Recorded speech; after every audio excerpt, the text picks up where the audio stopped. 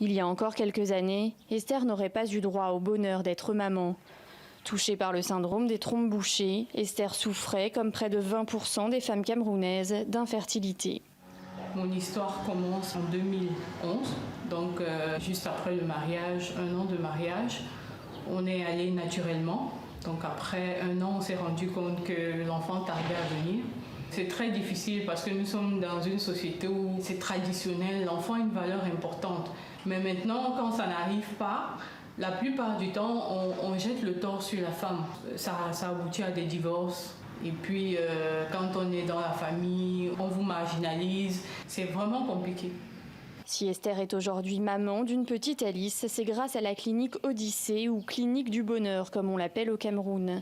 Créée il y a 17 ans par le docteur Gweitbel, le premier centre de procréation médicalement assistée en Afrique centrale réalise chaque année plus de 200 FIV et permet à une centaine d'enfants de voir le jour. Toutes les taches noires qu'on voit sur l'écran sont des follicules.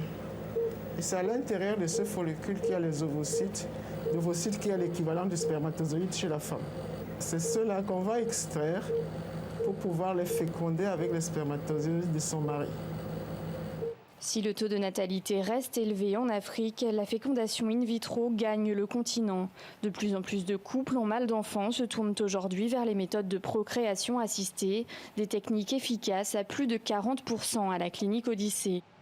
Des femmes viennent ici de toute la sous-région rencontrer le docteur Gweitbel, mais aussi des hommes en cause dans un tiers des cas d'infertilité.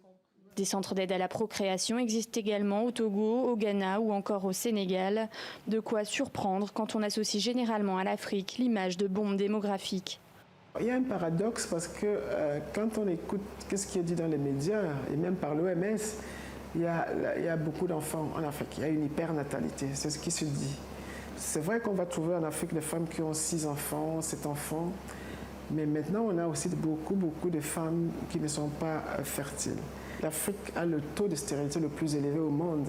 On ne peut pas dire que parce que 5 femmes africaines ont des enfants et que 4 autres ne devront pas les avoir. Non, je crois que c'est vraiment une question de justice sociale, justice humaine.